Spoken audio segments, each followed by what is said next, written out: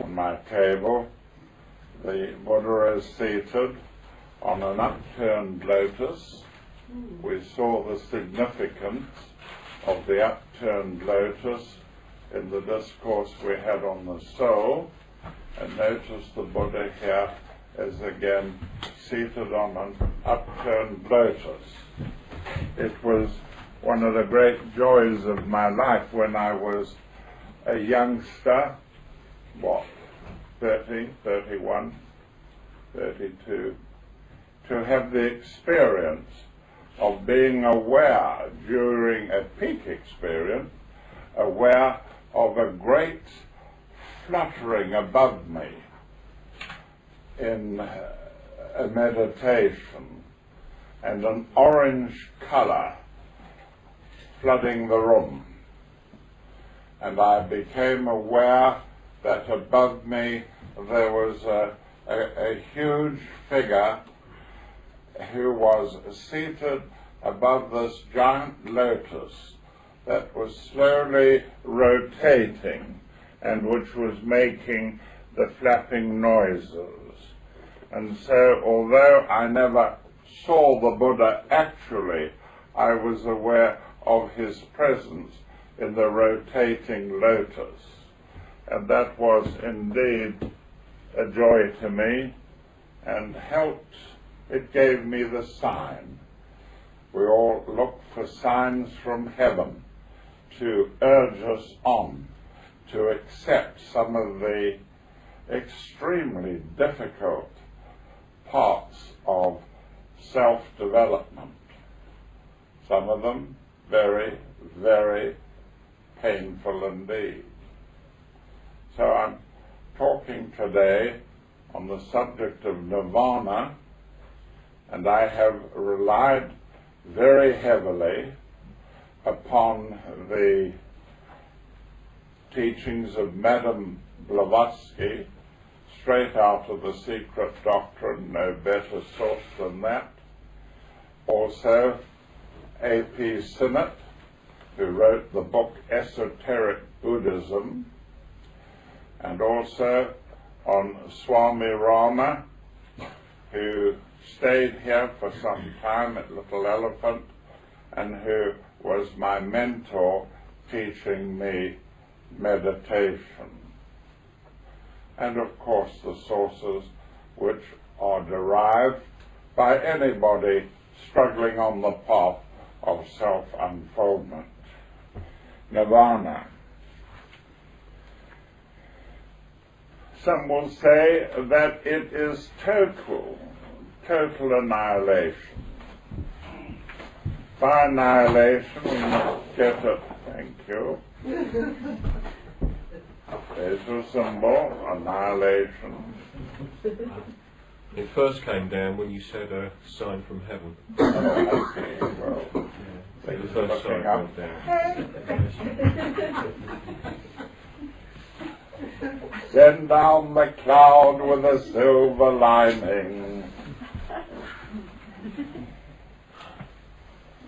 Yes.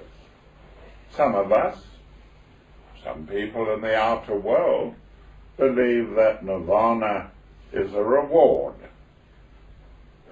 believe that it is part of a system called Buddhism that rewards its faithful disciples with a supreme dropout.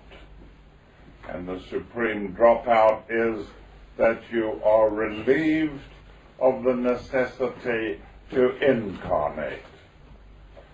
It is considered, the Nirvana is considered freed from the necessity to take on life after life after life until all attachments are broken.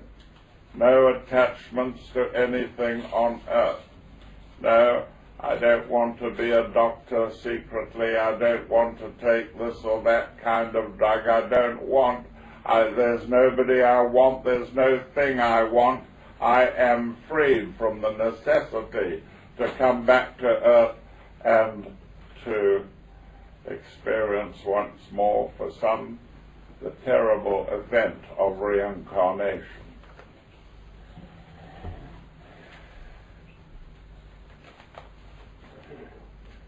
Madame Blavatsky had her teaching, which she said represented the wisdom of the ages. The secret doctrine is not Buddhism, but it has a lot of Buddhism in it, and we should remember that. Madame Blavatsky said that Nirvana was not necessarily absolutely final. She said that even Nirvana, the going into a high state of awareness which encompassed all possible consciousness in our universe. She suggested that Nirvana was susceptible to some of the deepest changes that occur in nature. And in particular, she pointed out the change which we call Pralaya, which is the rest phase in which the Manvantara is a manifestation of a universe or a round or a planetary structure. Anything manifest we regard as a Manvantara. They can be immense Manvantaras with planetary schemes involved. There can be a Manvantara in which something reaches its bottom part of the arc and then starts to go back to its beginning. We have Manvantaras in our own lives. Manvantaras like falling asleep and being naturally resuscitated in the process. Did I say Manvantara? I meant Pralaya. We go into Pralaya when we fall asleep. We come out of Pralaya and manifest in the world, doing the soul's purpose we would like, but often rolled around an earth's diurnal frame. We have no say in what is happening to us. It's a 24-hour process in which there is light and darkness, and we have adapted to it as humanity, and we go into Pralaya and lay ourselves down and sleep and come out of Pralaya and manifest in the world in a minor Manvantara. Madame Blavatsky wanted to insist that sometimes the great process of a Manvantara, in which a universe might express itself for 1,000,000 years, always had to be superseded by a Pralaya, in which the universe may go into obscuration for a period of 1,000,000 years. But these natural processes of manifesting and withdrawing, she said, might affect the Nirvana, and that a Manvantara following a Pralaya might draw the Nirvana out into the world, and there he would be able to serve mankind. He would be able to serve mankind, and when Nirvanas are able to serve mankind, we say that they are Nirmanakayas. Nirmanakaya means that he has been able to reach a stage of nirvana, and during a Manvantara has been able to emerge and manifest on the earth, not dragged by the great wheel of rebirth, but brought into incarnation to help mankind. So Madame Blavatsky's attitude then was that Nirvana was not annihilation. Annihilation means reduced to nothing. Doesn't have to be violent. armies may be reduced to nothing or annihilated by some event, an armistice declared, or perhaps, as in the case of the Judaic religion, a great army on a riverbank reduced, some say, by an attack of malaria, so that they were ineffectual, not able to offer annihilation, reduced to nothing. And many people who observe the religions, who compare the religions, are faced with this problem of, if you say that Nirvana is annihilation, then you must say that to the very pupils that are asking about it.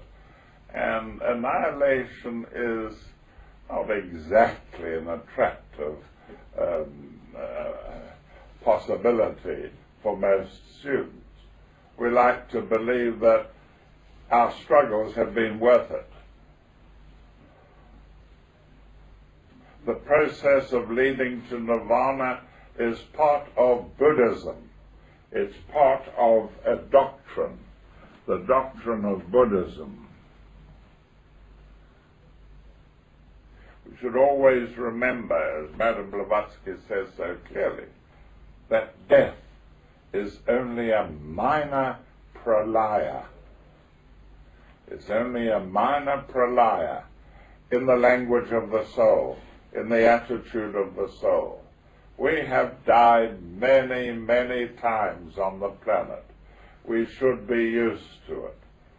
When Socrates was given the poison at his execution, and the disciples around him were weeping, he said to them, "Learn to die with dignity, not with great sorrow, not with fear, awe, but learn to die with dignity.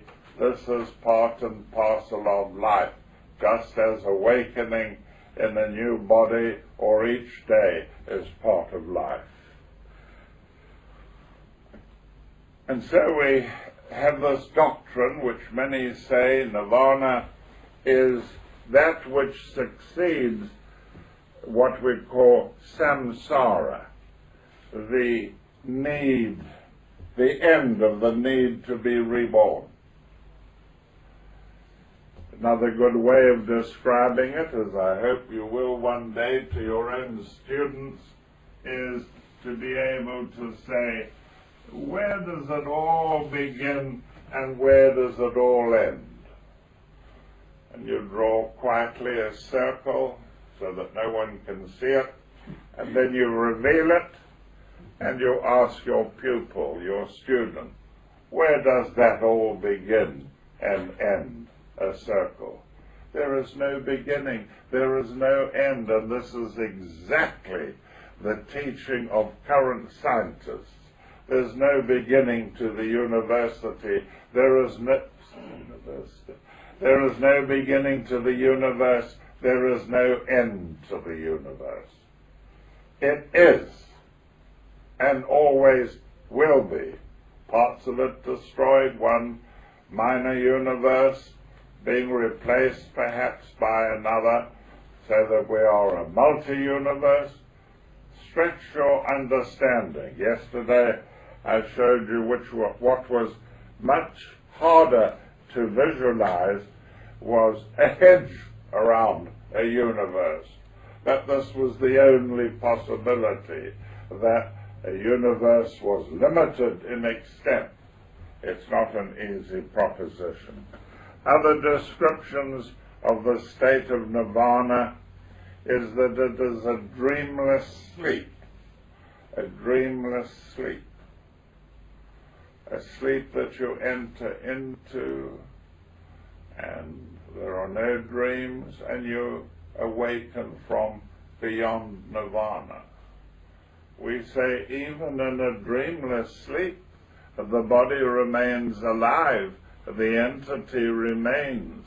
It is not necessary to believe that it must end in absolute annihilation. Others say that Nirvana is absolute existence. You are everywhere, and it is, of course, at the beginning anyway, too much for you, and that the result of this is a state of dreamlessness. You are totally and absolutely aware of all things, and you would not have even from your many incarnations on the earth, developed some sort of organization or system in the brain in which you have put your externa into categories to understand everything in awareness. It is beyond anything that can be grasped by something trained on a planet wonderful as that of the earth may be. Some say that Nirvana is unconditioned unity. You have unity with all things. I am that tree out there. That willow was planted by me. I am in it. My life is in it. Its life is in me. I am absolutely with all things. So, some of these descriptions have been slung around for many, many lives, and they have comforted people, some people. So Nirvana is a dogma of Buddhism, the dogma. It is, if you like, it is a creed of Buddhism, a creed. In Italian we say credo. I believe in the Holy Ghost and the Holy Catholic Church, the communion of saints, the resurrection of the body, and the life everlasting. There you are. Came from my childhood. You know what the Catholics say? Give me the child until he is 7, and the world can have him after that. And that's what they are practicing right now. Give us the kids. We will have seminaries, we will have monastery schools, we will have church schools, and we will raise the child and look after him till he is 7. Then it doesn't matter. After that, the world can have him, because the world will not be able to tear out the things that are laid down in our childhood. And so, Nirvana, a dogma of Buddhism. Certainly it was the dogma of a Buddhist known as Gautama. Gautama Buddha. Gautama was a person who professed Buddhism and gave birth to this great religion. What is it, 600 million in a world in which there are 1,200 million Christians and 800 million Muslims? They're good, sturdy religions, aren't they? Yes. Well, there is no religion higher than truth, and that's what brings me here to you to talk about this subject. Nirvana was part of the soul doctrine. My soul doctrine is that earlier rounds in our solar system, rounds, systems of culture, progressive systems of culture on the inner planets like Mercury and Venus, gave rise to a group of beings who were called Manasaputras. Manas being mind, and the Putras, I believe, sons of mind. Sons. Yes. And I loved the illustration that Scott presented 2 or 3 days ago. Sorry, Scott, it wasn't you. It was Woolley, Mr. Woolley. W-O-O-L-L-E-Y. That's the first thing you have to learn about the Woolleys, how to spell their name. And Mr. Woolley showed us an illustration, a drawing, Madame Blavatsky's meditation, in which even there it showed that the spiritual world was putting out a hand to that human who was prepared to undertake certain disciplines that would shape him ready for soul experience. And when the two hands meet, as they do in the ceiling of the Sistine Chapel, where Adam is reaching up and the divine is reaching down with their hands, this is what we mean when we talk about a soul doctrine. A soul doctrine, and there are intermediaries in it, and in our case they were the Manasaputras who survived, came out of Mercury and Venus before these planets were too hot to live on. Some say that the whole problem of trying to understand Nirvana, some of us think of ourselves as running a race in life. There's the winning post over there, and here are all kinds of hurdles which we have to get over, and there's no human who does not have to face hurdles.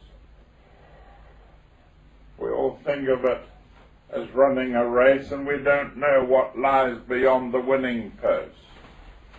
Sometimes we win. We win the handicap in London. There's 30,000 runners, and the winning prize is immense.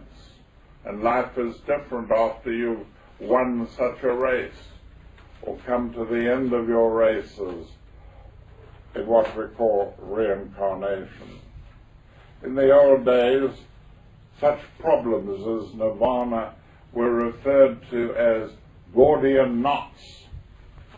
And Alexander was faced with this problem as the philosophers say that the man who will rule our area must undo the Gordian knot.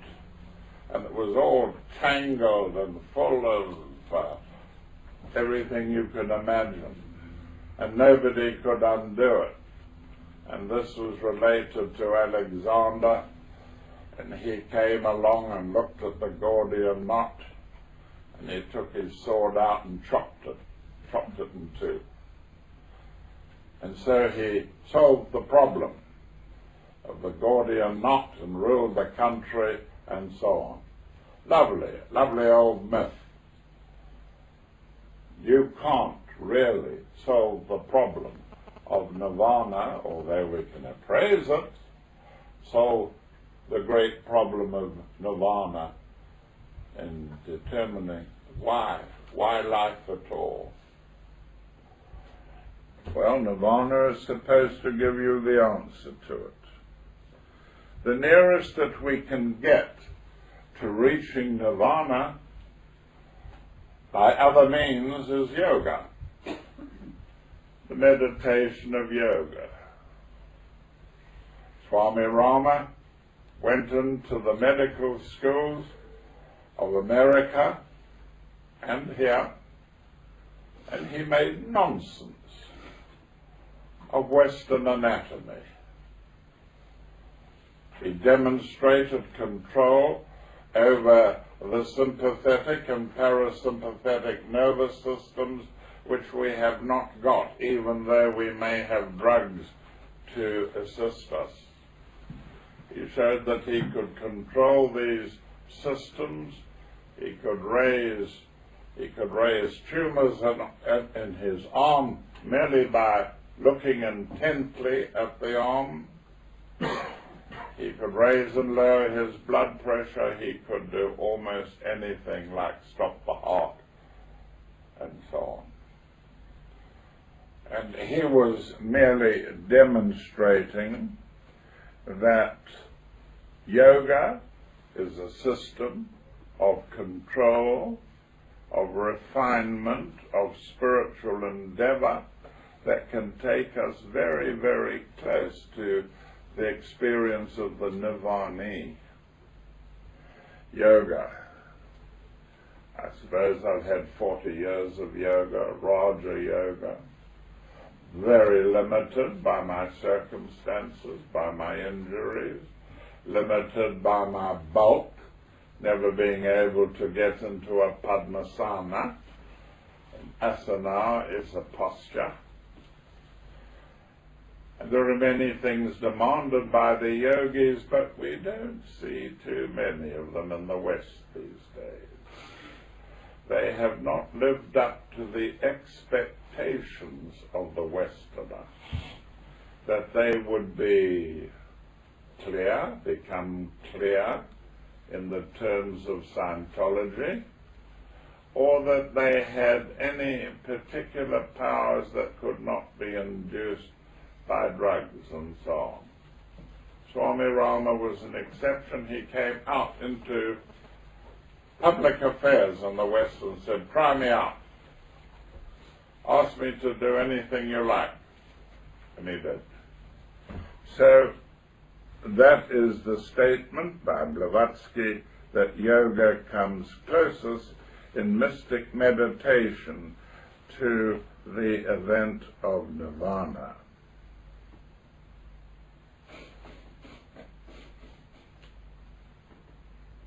The other point she wanted to make was,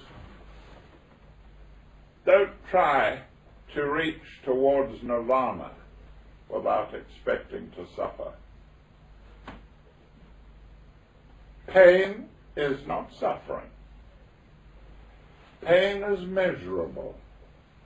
You can measure it with a dolorimeter, dolor meaning pain, and a meter for measuring how much pain you are suffering, toothache heading the list. Suffering is different. You can't measure suffering.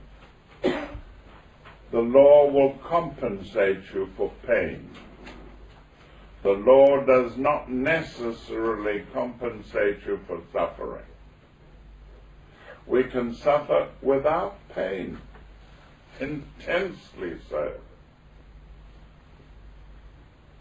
Cases are going before the European Court of Human Rights, where suffering which cannot be proved, suffering is offered as a grounds for compensation.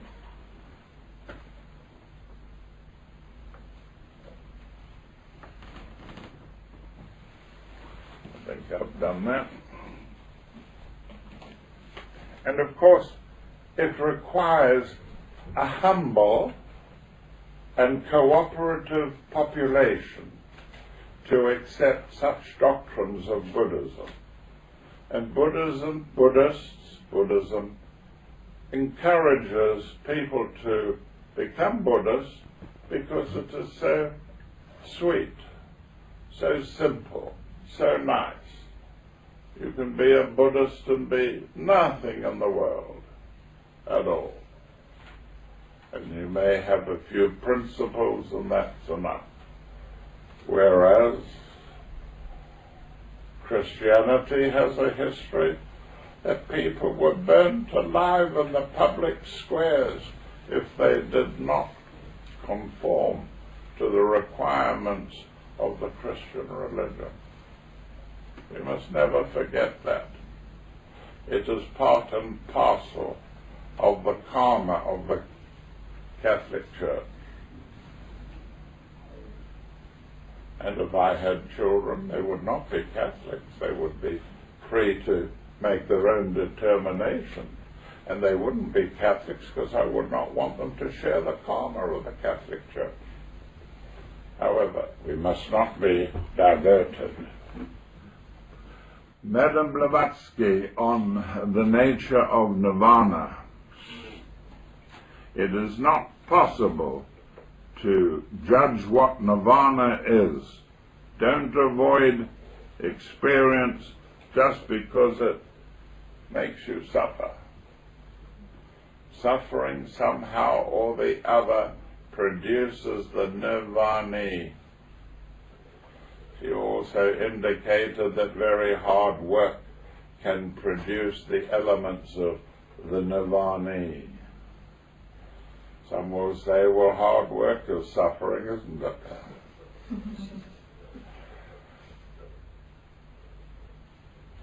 Hard work of one person could kill another. I used to smile and tell some of the pupils at Fairgate, one day in my life would kill you if you undertook to do the hard work. And I meant it. I meant it. Hard work, you can become inured to it, you can become dedicated to it, you can throw your astral body into it and find an emotional reason for doing the hard work. But somehow or the other, hard work assists in the process of shaping the entity for his exit from reincarnation.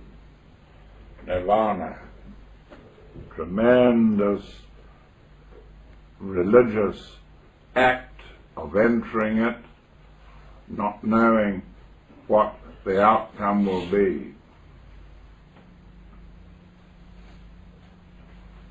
I've discussed that Dhyan-Chohans are all in Nirvana. Some of the highest beings that we have records of on the planet were what we call Dhyan-Chohans. And Dhyan-Chohans have, it is said, a basic requirement. And the basic requirement is to be able to hold in the consciousness focus on a point, unswerving focus on a point for 11 seconds.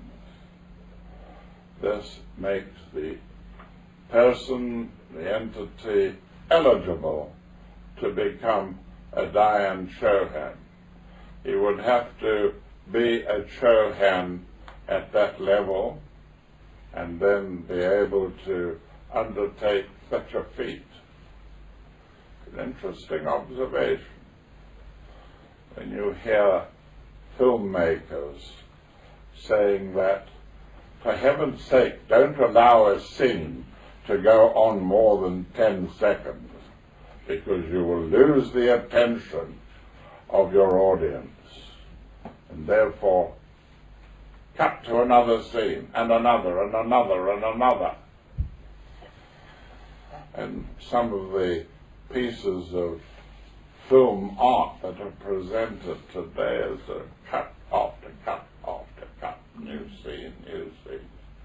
Well, there's something behind all that. It is said that where we enter Nirvana, and it is a state, not a place, it's a state of consciousness, where we enter Nirvana, all is peace. And they who have things to do must leave the sanctuary and do them. What on earth does it mean? We have to consign the place where we are beginning to copy Nirvana, where we are obtaining in a meditation 2 minutes of peace and bliss.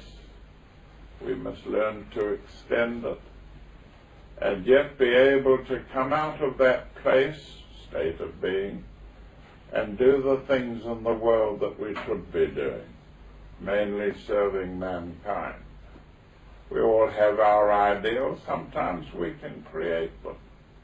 My ideal is to sit by my little fish pond out there, alone, and lose myself, and then be able, perhaps right through the night, hear the sound of the water pouring into the pond, trickling in, the sound of water.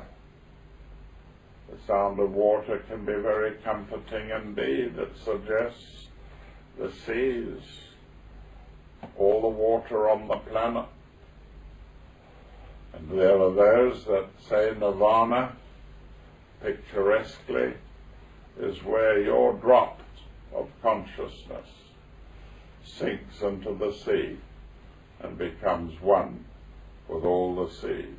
That's the kind of analogy that are presented to describe the extraordinary state of Nirvana.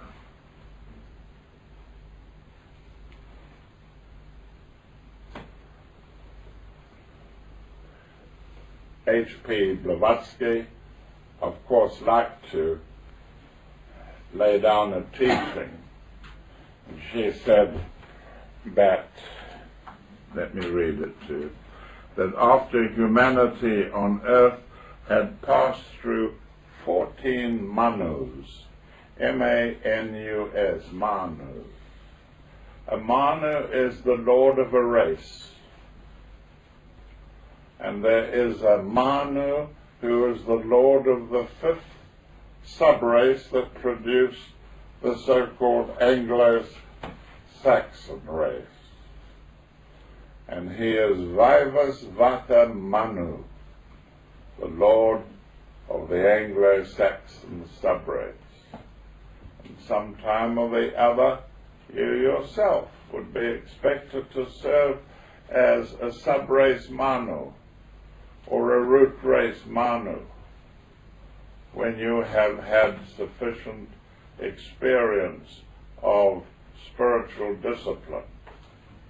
And it is said by Blavatsky that when you have passed through 14 Manus, by that I assume she means that you have been able to act with the authority of a Manu 14 times, somewhere in the hundreds of rounds and chains that make up a universe and its root races and sub-races, the Manus. Sometimes we have a glimpse of a Manu.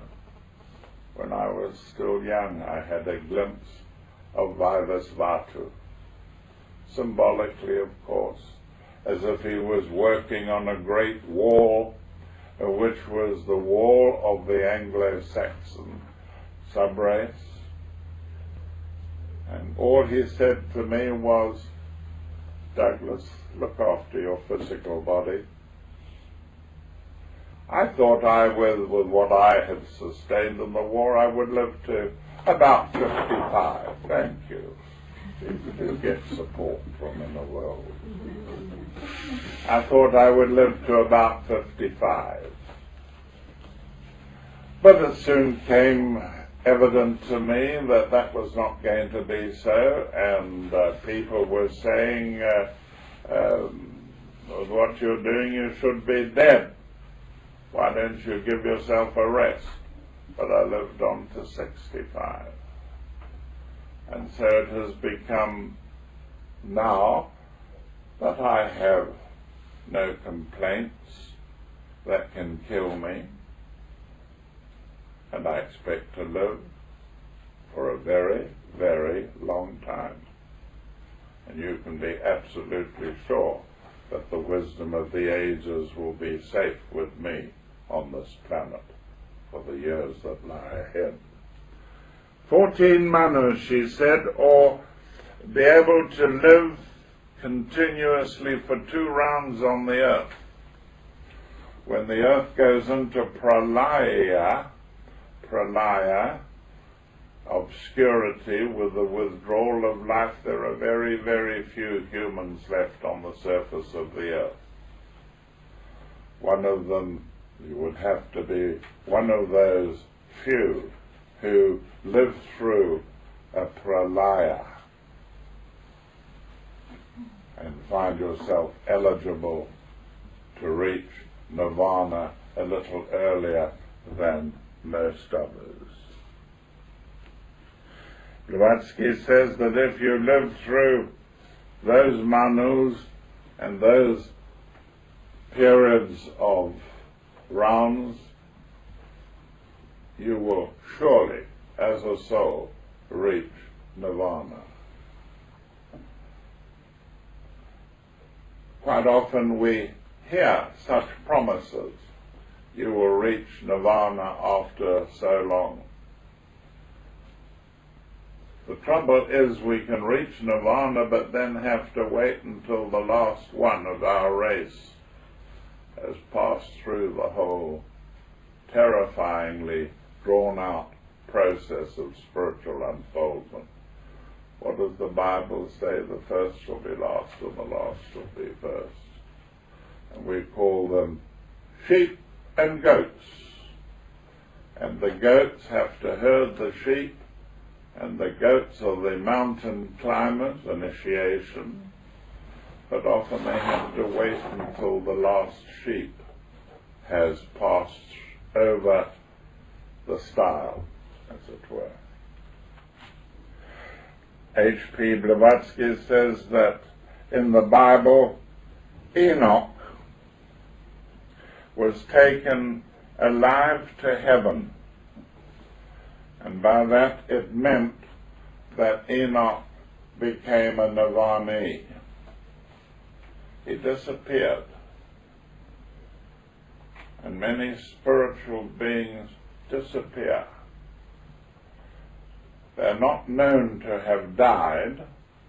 Their bodies have not been there for cremation. They have disappeared. And she believes that Enoch, and there was another guy with him, not with them, but at the same time, was it Elijah? Enoch and Elijah did too. Elijah did too. They disappeared from view. Famous people with immense minds, capacities, and they disappear from view. One was Sir Francis Bacon, who was wealthy enough to withdraw and hardly be seen in public suddenly without explanation. And many others have been known to disappear from view, not reported dying, as it were. Well, that's the explanation for it. They have to live. We talk in the esoteric of living in two worlds. Not that we should live in this world less, but that we should learn to live in both worlds more. And to live in both worlds, especially to perform a public function or authority, we often have to withdraw and in this way not have to meet the excessive demands of the objective world and allow the subjective world to take greater hold, as it was.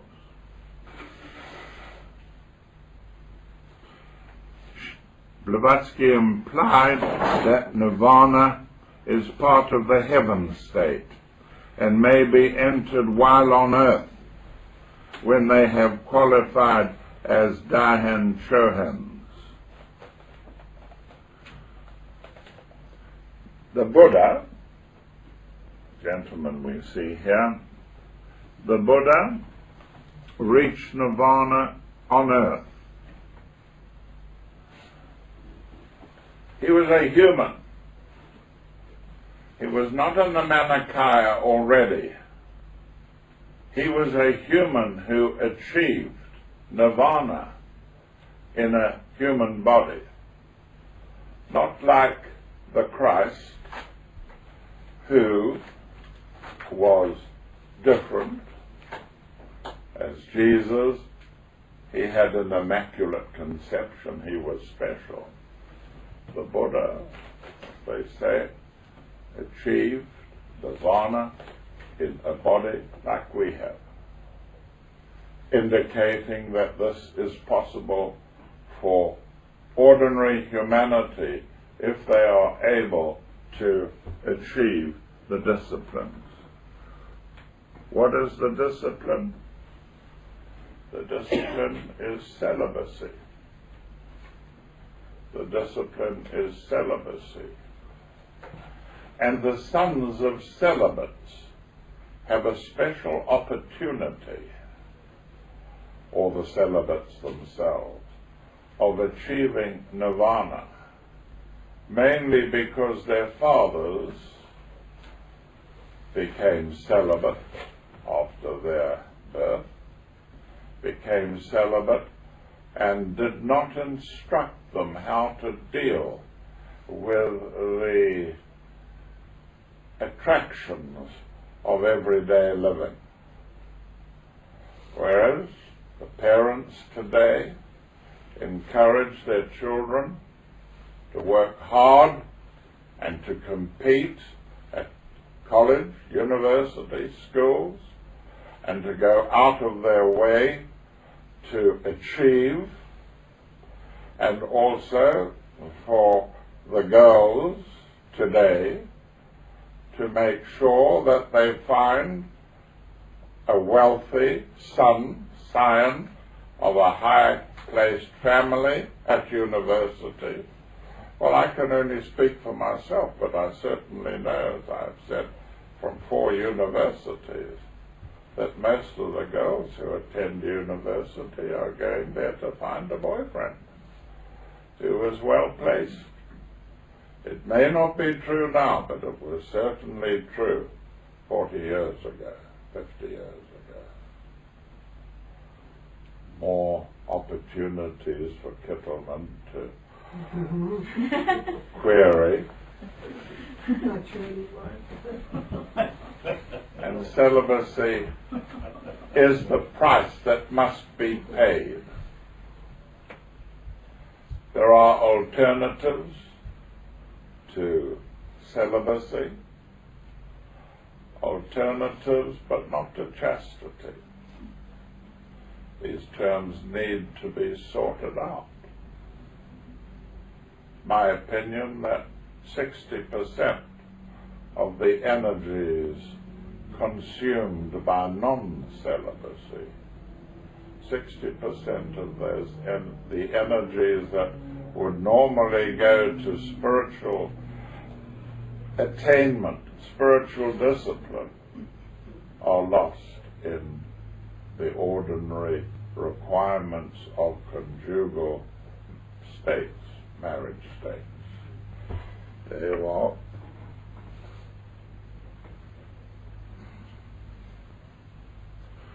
Blavatsky indicated that really and truly the Nirvanic path is the 4th one, that it is best achieved, say easier, when it is on the 4th ray, which is a ray of art and harmony, the ray of conflict, harmony through conflict, struggle, valor, humility. And by this means,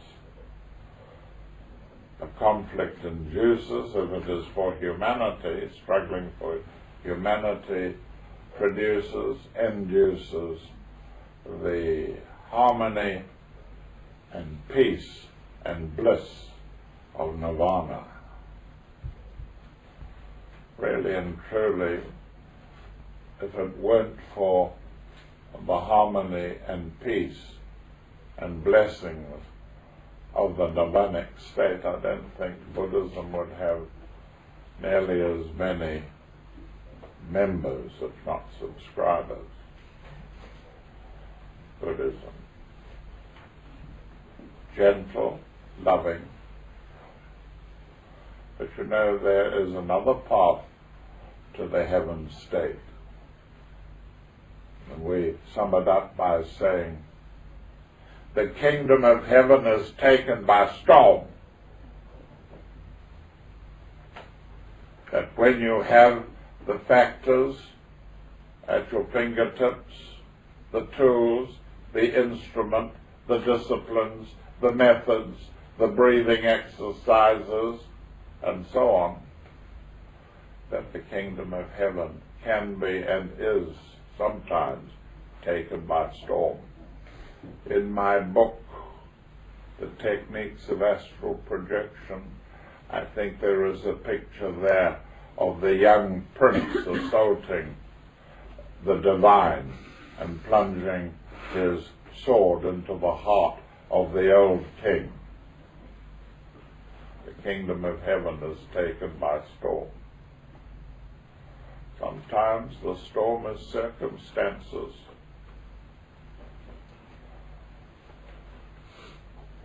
I used to think that Barbara Cartland was a person who had learnt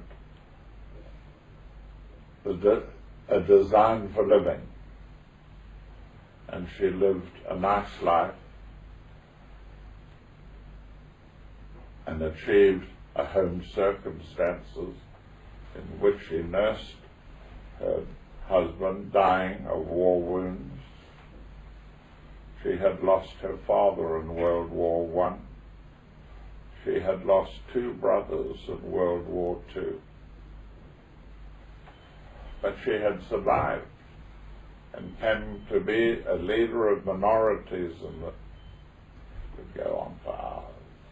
There are people in the world who achieve these standards, even though they appear to many of us to be much too demanding. I read from my notes, Enoch disappeared, went into deep retreat, dropped out in the spiritual sense, fasted endlessly, living only on water, developed epilepsy, walked with God in the sense that he communicated with the divine. If you are truly in communication with the divine, you are walking with God, and you are in heaven. The trouble is, how do you make sure that you are in communication with the divine, or instead with some psychopomp, pseudo-psychopomp? The psychopomp is the entity that leads you into the heaven state. The pseudo-psychopomp is the guide which is proffered to you by spiritualism, who's going to do all the hard work for you. And so you escape the terrible disciplines required to reach Nirvana. That is what I have against spiritualism. That the spiritualists tend to entice a person out of searching for self-knowledge, searching for spiritual integration with his psyche. They talk people out of it. Oh, your guide will do everything. Your guide will tell you this and that and so on. And the person says, well, what the hell? I don't need to know anything esoteric about anatomy. I don't need to know what the special disciplines are for opening the organs of spiritual vision, like the third eye. My guide tells me what to do. Even the kind of hat that I must buy when I'm shopping in Oxford Street. My guide gives me everything. Sometimes a family is involved in spiritualism. He's in spiritualism and she's in spiritualism. And when he dies, she says, oh, I miss him so much. He's now my guide. She wouldn't listen to a damn word he had to say while he was alive.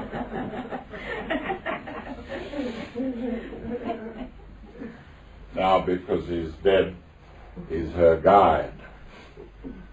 She doesn't need the secret doctrine, doesn't need all this damned rubbish. I've got my guide. And the guide becomes a crutch. Earnest endeavor of an individual with great sincerity to purify himself and go on climbing the mountain. All lost by being fobbed off with a guide by some old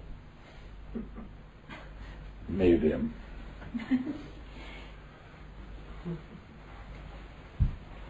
So this is Nirvana,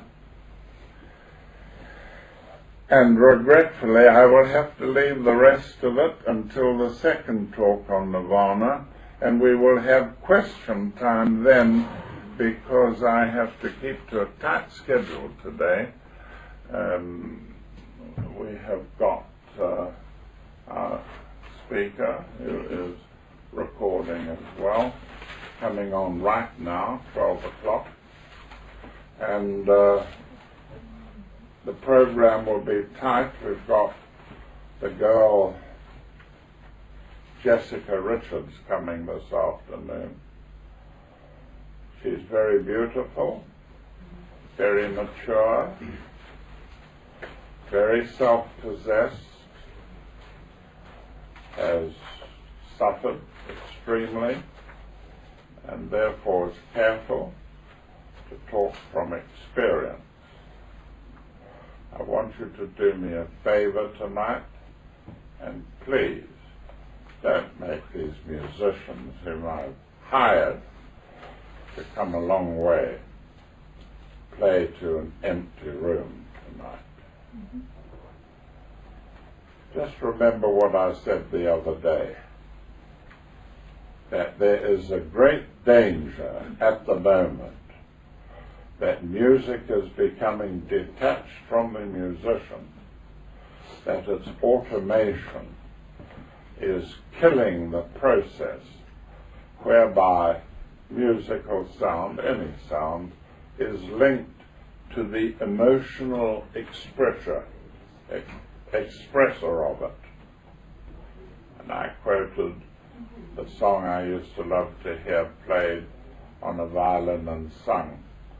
My fiddle is my sweetheart, the bringing together of the two, the musical instrument and its song, and the one who is playing it. And these old guys, or these musicians, that are probably the last you will ever see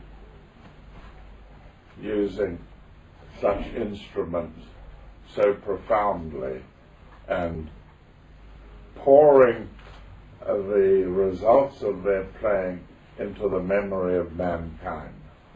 Think about these things. Thank you very much.